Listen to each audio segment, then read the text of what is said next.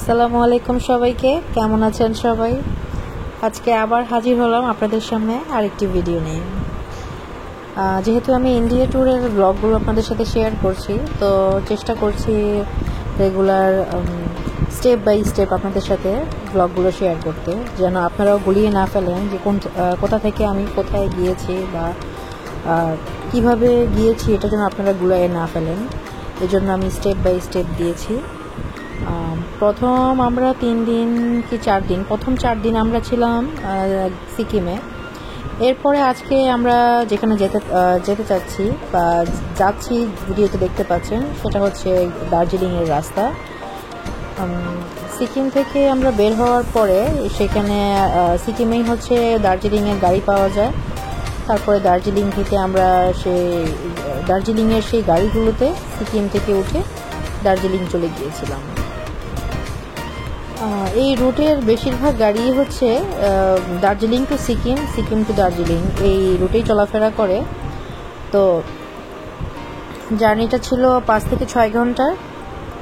ঠিক সকালেই আমরা সিকিম থেকে রওনা দিয়ে দিয়েছিলাম। তারপরে আমরা আসার পর এই তো হোটেলে উঠলাম। হোটেলে এসে ব্যাগ সুটকেস এগুলো সব রেখে এরপরে আমরা একটু রেস্ট নিলাম। হোটেলটা ভালোই ছিল, ঠিক ম্যাল রোডের পাশেই হচ্ছে একটা হোটেলে আমরা উঠেছিলাম। হোটেল থেকে আমরা অনেক সুন্দর ভিউ পেয়েছিলাম, প্লাস হচ্ছে ম্যাল যে জায়গাটা, ম্যাল রোডটা খুব কাছে ছিল, এটাতে খুব সুবিধা হয়েছিল। আদারওয়াইজ কাছে যদি হোটেলটা না হতো তাহলে দেখা যেত যে ম্যালে আসতে গেলে অনেক দূর হেঁটে আসতে হতো আমাদের। তো আমি হোটেলে আসার পর সাথে সাথে কিছু ভিউ নিলাম, সেই সাথে হচ্ছে পরের দিন সকালের কিছু ভিউ রেকর্ড করলাম আপনাদের জন্য। তো শহরটা ঠিক দেখতে এরকমই, বেশিরভাগ সময় হচ্ছে মেঘ দিয়ে ঢাকা থাকে, দূরের দৃশ্যগুলো খুব কম দেখা যায়। আর যতটুকু শুনেছি, মেঘ যদি না থাকতো তাহলে দূর থেকে যে কাঞ্চনজঙ্ঘা দেখার যে দৃশ্যটা, সেটা আমরা উপভোগ করতে পারতাম, কিন্তু ভাগ্যে হয়ে ওঠেনি। ওই টাইমে আমরা কাঞ্চনজঙ্ঘার দেখা পাইনি। এরপরে হচ্ছে আমরা ওইখানে বাঙালি হোটেল খুঁজতে অনেক কষ্টে একটা বাঙালি হোটেল পেলাম। হোটেলটার নাম ছিল 16 আনা। হোটেলটা হচ্ছে কলকাতার একটা হোটেল।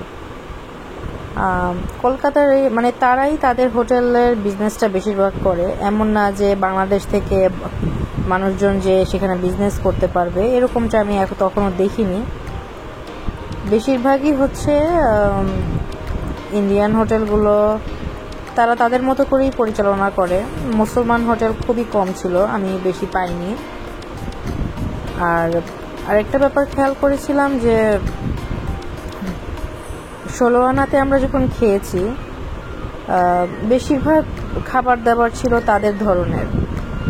আমরা আমাদের টাইপের খাবার দাবার খুব কমই পেয়েছি, কিন্তু খাবার দাবার ভালোই ছিল, কিন্তু বলা যায় অনেক এক্সপেন্সিভ ছিল। আমরা আমাদের জন্য ছোটোখাটো প্লেটার অর্ডার করলেও দেখা যেত যে অল্প পরিমাণের খাবার থাকতো, কিন্তু খুবই এক্সপেন্সিভ।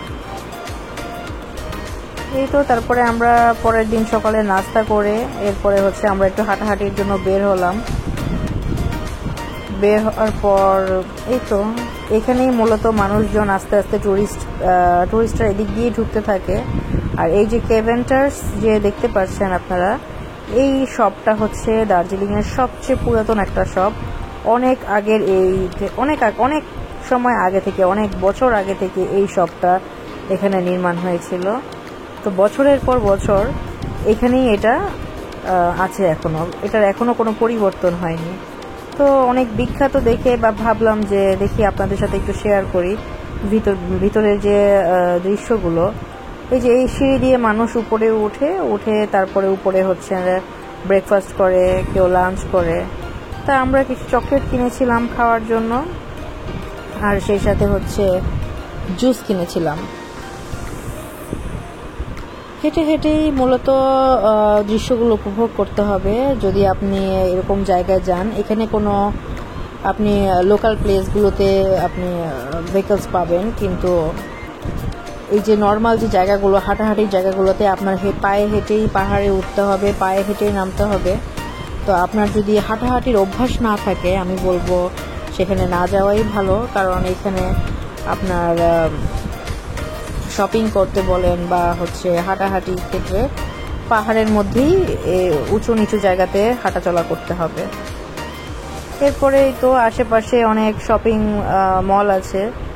বড় বড় কোনো শপিং মল নেই, বলা যায় যে গিফট শপগুলো আছে, যেখান থেকে আপনি গিফট কিনতে পারবেন।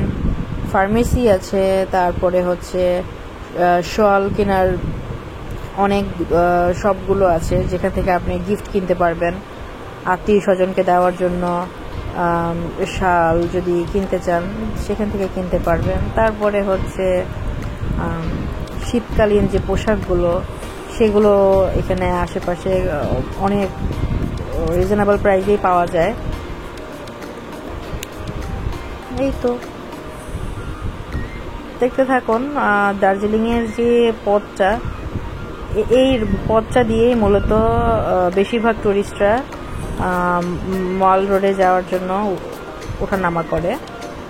তো দেখতে থাকুন আস্তে ধীরে মানুষজন কিভাবে চলাফেরা করে, কিভাবে আসা যাওয়া করে, তাদের ব্যস্ত জীবন কেমন।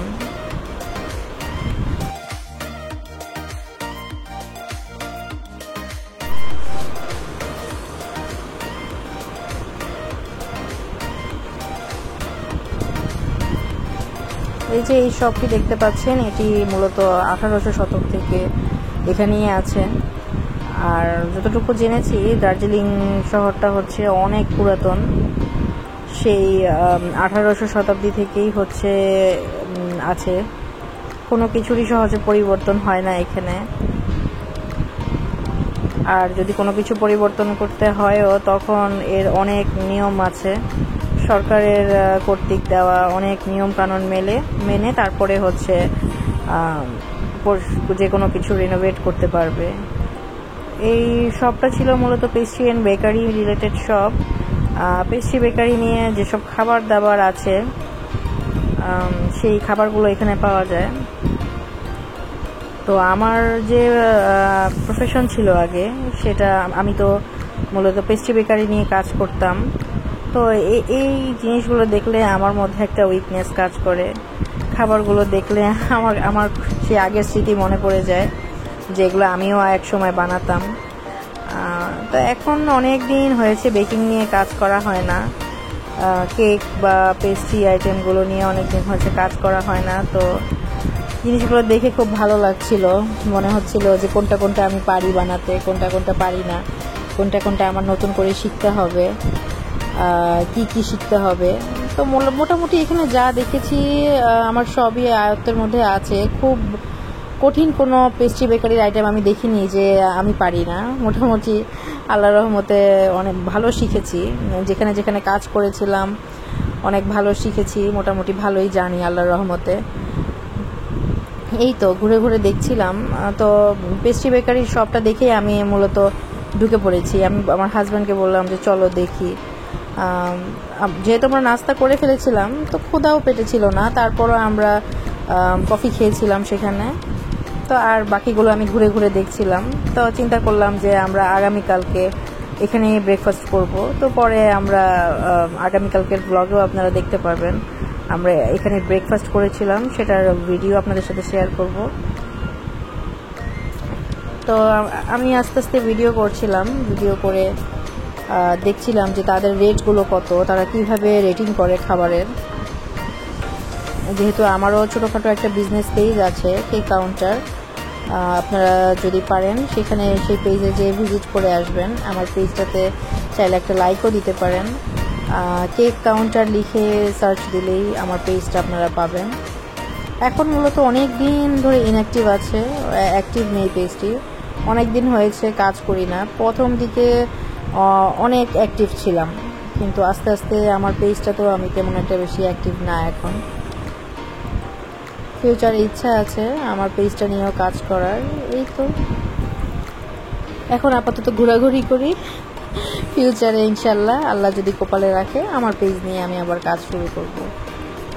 এই তো এখানে সবাই ব্রেকফাস্ট করতেছিল, তারপরে আমি চেষ্টা করলাম এখান থেকে কিছু ভিউ নেওয়ার। ভালোই লাগছিল দেখতে, যে যার মতো ব্রেকফাস্ট করছিল, যে যার যার মতো সময় কাটাচ্ছিল। তা আমিও গেলাম, ভিতরে গিয়ে দেখলাম যে কীরকম দেখতে জায়গাটা। পরিচিতি না হলে তো পরে আসতেও পারবো না বা চিনবো না কোনো কিছু, তো এই জন্য আগে চিনে গেলাম, পরে ভাবলাম যে এসে এক সময় এখানে বসবো বা খাওয়া দাওয়া করা যাবে এখানে। আর যে ফুলগুলো দেখতেও অনেক সুন্দর লাগছিল, খুবই ভাল লাগছিল, তাদের ওয়েদারের সাথে মানানসই এই ফুলগুলো। চেয়েছিলাম যে আমি আসার সময় নিয়ে আসবো ফুলের কিছু চারা বা বীজ। চারা তো আনা যাবে না, বীজ নিয়ে আসার ইচ্ছা ছিল, কিন্তু পরে ভাবলাম যে বাংলাদেশের ওয়েদারের সাথে তো এগুলো মিলবে না, বাংলাদেশে এগুলো হবেও না। তারা বলেই দিয়েছিল আমাকে যে ঠান্ডার অঞ্চলে আপনি এই ফুলগুলো চাষ করতে পারবেন, গরম অঞ্চলে নিলে এগুলো বাঁচবে না। তো তারপরে আস্তে ধীরে আমরা এই তো কফি খেলাম, কফি খাওয়ার পরে ওয়েদারটা এনজয় করলাম, ভিউটা এনজয় করলাম। তারপরে আস্তে ধীরে আমরা কফি খেয়ে আমাদের হোটেলের উদ্দেশ্যে আমরা রওনা দিলাম। ভিডিওটি কেমন লাগলো অবশ্যই কমেন্ট বক্সে জানাবেন, ভালো লেগে থাকলে একটা লাইক দিবেন আর আমার চ্যানেলটা সাবস্ক্রাইব করবেন। ভালো থাকবেন সবাই, আজ এই পর্যন্ত, আল্লাহ হাফেজ।